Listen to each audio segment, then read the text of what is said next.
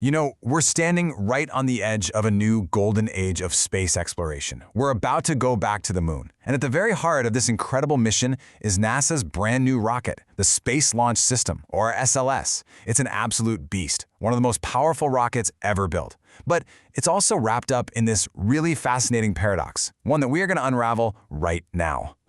So here's the central mystery, the big question. In an era of nonstop innovation, where you've got private companies landing rockets on their tails, why on earth is NASA's shiny new moon rocket built with designs and, get this, actual parts that are decades old? The answer is, well, it's complicated, and it tells you a whole lot about how space exploration really works.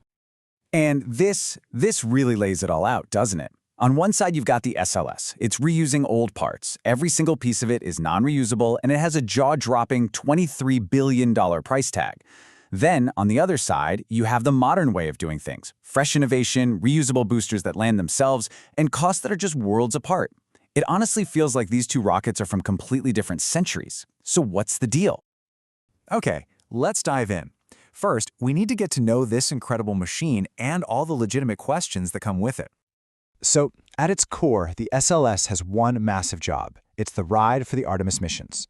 And look, this is a big deal. It's not just any launch. This is the program that's going to put human boots back on the moon for the first time in half a century. The stakes just don't get any higher.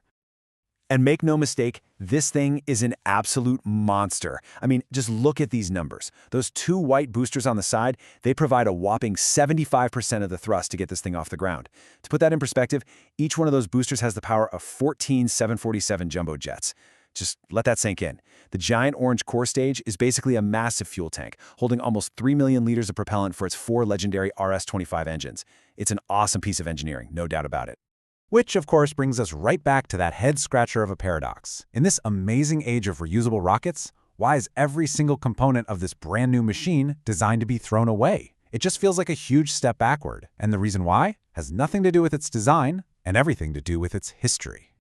To find the answer, we've got to look back in time. We have to go hunting for the ghosts of rockets that came before. So picture this. In the span of just a couple of years, everything changed.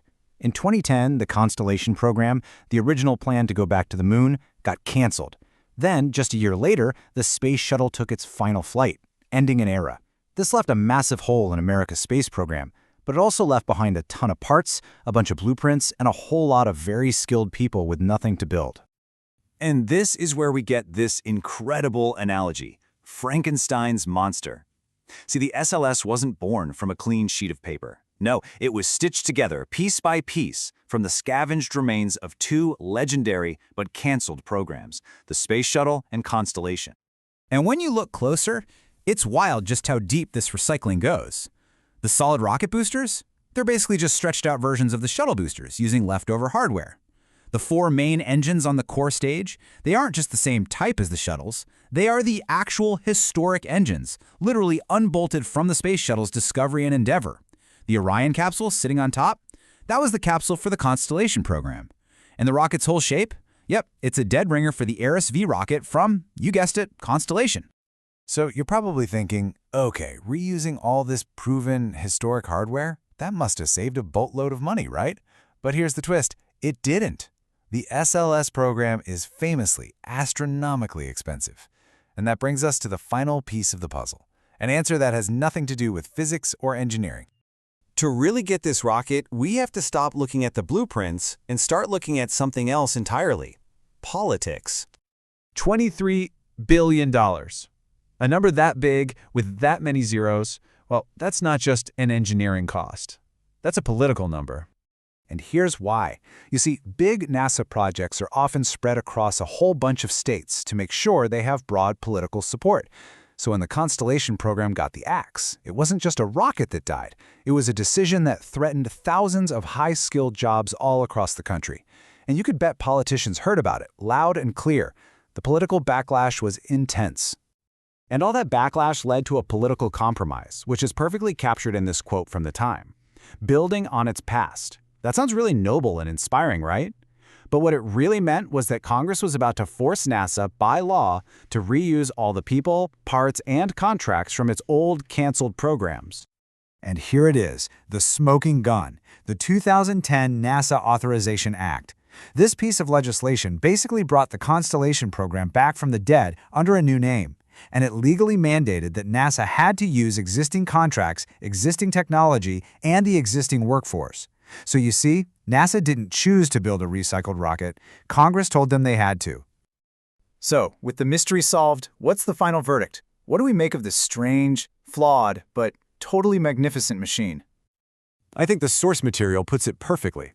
This was never, ever about finding the most efficient or the cheapest way to build a rocket. This was, from the very beginning, a jobs program designed to keep the American aerospace industry working. And the incredible, moon-capable rocket that we see sitting on the launch pad, well, that's the amazing byproduct of that political deal. So, the final verdict here is, it's complicated. Is it a product of politics and bureaucracy? Absolutely. Was it designed as a jobs program? For sure. But is it also an undeniably awesome and incredibly powerful machine? 100%. It's a stepping stone to a whole new era of exploring space. And the most important part? Despite its very weird and very expensive origins, it is the rocket that is taking us back to the moon. It's actually doing the job. And that kind of leaves us with this final thought to chew on. The SLS is an amazing testament to what we can do, but it's also a masterclass in compromise. So is it a necessary stepping stone on our path to the stars, or was it a costly misstep? It's a question that makes you wonder what the true price of compromise really is when we're trying to reach for the heavens.